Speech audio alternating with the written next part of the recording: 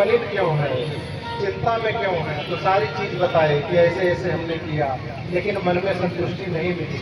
तब नारद जी प्रेरित करते हैं कि भगवान के गुणानुवाद का एक ऐसा ग्रंथ लिखिए जिसमें भगवान की लीलाओं की चर्चा हो। देखिए, अपने पूर्व जन्म की बात है, पहले जन्म में दासी पुत्र था, लेकिन उसी नाम के प्रभाव से आज मैं ब्रह्मा जी का पुत्र बनकर पुनः आया हूँ।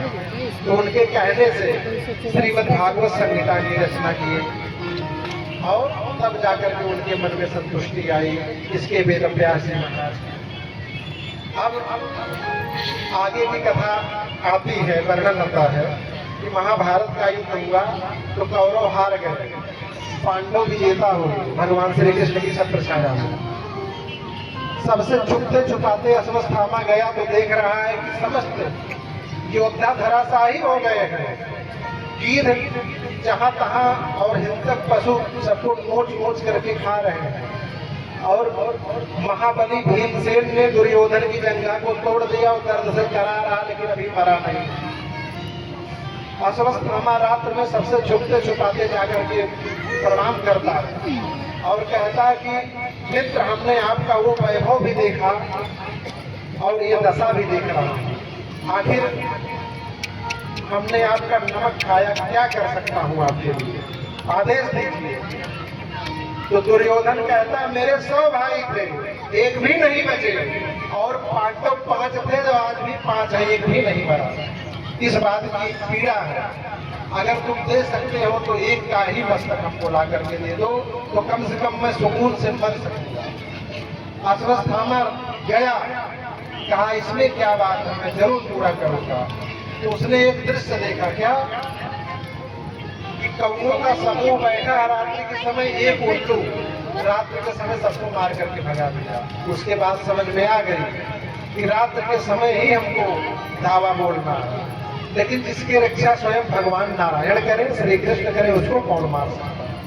भगवान ने 5 पांडवों से कहा कि विजय की प्रथम रात्रि है, चलो उत्सव मनाएं।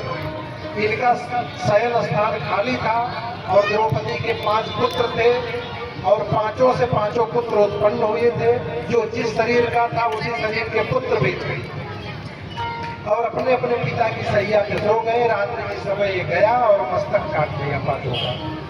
मस्तक काटने के पश्चात ले जाकर के दुर्योधन के सामने उपस्थित हुआ। दुर्योधन पहले प्रसन्न हुआ, लेकिन ध्यान से देखा तो पांडव पुत्र को देखा तो दुखी हो गया। कहा तुमने तो अनर्थ कर दिया, अब हमारे कुल को पानी देने वाला कोई नहीं बचा, तुमने तो समूल विनाश कर दिया। अब जब जाना कि 5 पांडव जीवित हैं, मुझको छोड़ेंगे नहीं, तो अश्वत्थामा भागा। इधर द्रौपदी मैया चित्कार करती रोती है।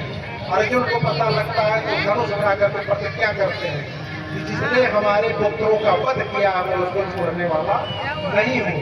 श्री कृष्ण भगवान बताते हैं अश्वत्थामा का। अर्जुन जी जाते हैं और ब्रह्मास्त्र छोड़ देता है। कृष्ण भगवान कहते तुमने ब्रह्मास्त्र छोड़ दिया। विनाश लीला को देख करके अर्जुन का ब्रह्मास्त्र वापस करवाते हैं भगवान, और उसको बंदी बना करके द्रौपदी के सम्मुख ले जाते हैं, रस्सी में बांध करके। द्रौपदी मैया अश्वत्थामा की रस्सी को खोलने लगते हैं। अर्जुन जी आश्चर्यचकित पड़ जाते हैं। समझ में आ रहा है कथा, हमको वहां तक पहुंचना चाहिए। कहते देवी आपके पुत्रों को इसी ने मारा है सोते हुए, इसके बंधन को खोल रही है क्यों? कह रहे हैं मैं जानती हूँ कि पुत्र की पीड़ा क्या होती है। तुम्हारे गुरु माता के ऊपर से पति का साया तो पहले ही उड़ गया है, और मुझे पता है पुत्र का प्रेम क्या होता है। केवल पुत्र ही बचा है गुरु माता के पास। मैं नहीं चाहती जो कष्ट मुझे मिला तो आपकी गुरु माता को भी मिले। भगवान कहते हैं कि पापी चाहे जो हो उसको मृत्युदंड देना चाहिए, लेकिन शास्त्रों में लिखा गया है कि अगर कोई विद्वान ब्राह्मण है तो कितना भी पाप कर ले अवध है, लेकिन ये भी लिखा है कि पापी कोई भी उसको मृत्युदंड देना चाहिए। युधिष्ठिर जी महाराज कहते हैं कि मैं द्रौपदी की बात से सहमति छोड़ देना चाहिए। भगवान श्री कृष्ण की गीता की बात अर्जुन को याद आई कि किसी सम्माननीय व्यक्ति का मान मर्दन कर देना भी मृत्युदंड देने के बराबर है। इसलिए उसकी मणि छीन करके उसको धक्का मार करके निकाल देते हैं। अब महाराज श्री कृष्ण कहते हैं कि अब हमको आए बड़ा समय हो गया, चलना चाहिए द्वारिका की तरफ। कोई जाने देना नहीं चाह रहा भगवान को। बोलिए भक्तवत्सल भगवान की। लेकिन भगवान कह रहे मैं कब तक रोकूंगा आप सबके साथ। रथ सजाई गई, भगवान दिव्य पीतांबर पहने हैं, एक हाथ रथ को पकड़े हैं, एक हाथ सीढ़ी पे है पाए और अभय मुद्रा में वरदान दे रहे हैं। उसी समय एक आश्चर्यचकित बात होती क्या, एक अगला स्त्री आकर के भगवान के चरण को पकड़ करके ऐसी है क्या, पाहि पाहि महायोगी देव देव जगत्पते नाट्यं तदभयं पश्ये यत्र मृत्यो परस्परम्। पाहि माम, रक्षा कीजिए सरकार।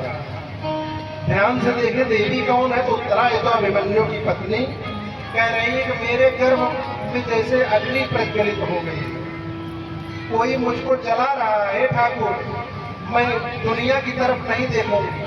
देखिए उत्तरा ने वो गलती नहीं किया जो द्रौपदी ने किया। द्रौपदी पहले संसार की तरफ, भीष्म पितामह द्रोणाचार्य अपने पांचों पति की तरफ पहले देखी, लेकिन उत्तरा तुरंत आकर के कही प्रभु हम आपकी शरण में, पाहि माम रक्ष माम। मैं नहीं चाहती सरकार कि जिस कुल की पीड़ा आपने उठाया है वो कुल का समूल निर्मूलन हो जाए, इसलिए हर हाल में मेरे पुत्र की रक्षा कीजिए।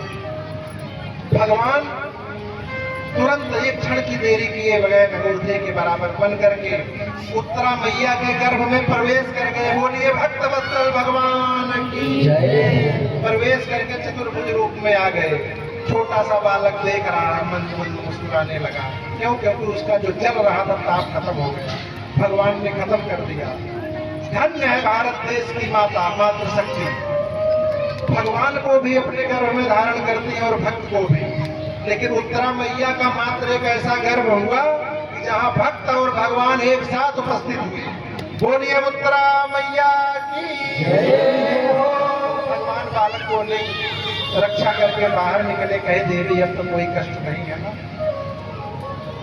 फिर भगवान जाने लगे तो अब की बार कुंती मैया ने पकड़ दिया कि प्रभु जब जब मेरे ऊपर संकट आया तब तब आपने हमारी रक्षा किया। लाक्षागिरी में जब अग्नि जलाई गई तब आपने रक्षा किया। मेरे पुत्र भीम को जहर दिया गया तो आपकी कृपा से अमृत बन गया। जब दुर्वासा ऋषि के श्राप देने की बात आई तो आपने अक्षय पात्र के एक दाने को खा करके पूरे विश्व को संतुष्ट कर दिया। जब जब मेरे ऊपर संकट आया आप मेरे साथ बने रहे प्रभु। लेकिन आज मेरे ऊपर सारे संकट के बादल छट गए, मेरा पुत्र चक्रवर्ती सम्राट बन गया, तो आप हमारा साथ छोड़ करके जा रहे हो सरकार। इसलिए मैं आपसे वर मांगती हूँ क्या, हे प्रभु मेरे ऊपर हमेशा संकट बना रहे, हमको सुख नहीं चाहिए, हमको दुख ही चाहिए। क्योंकि जिसके साथ दुख होता है, जब जब मेरे पास दुख हुआ तब तब आप हमारे सामने उपस्थित थे भगवान। लेकिन क्या दे सकते हैं, अरे वो तो आनंद कंद है, उनके पास कष्ट है ही नहीं तो देंगे क्या। कुछ दिन और ठहरे, युधिष्ठिर जी महाराज को लटकाए हुए थे।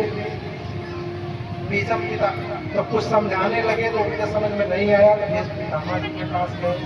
भीष्म पितामह जी ने अपना एक उपदेश दिया जिसको भीष्म स्तुति के नाम से, भीष्म गीता के नाम से जाना जाता है।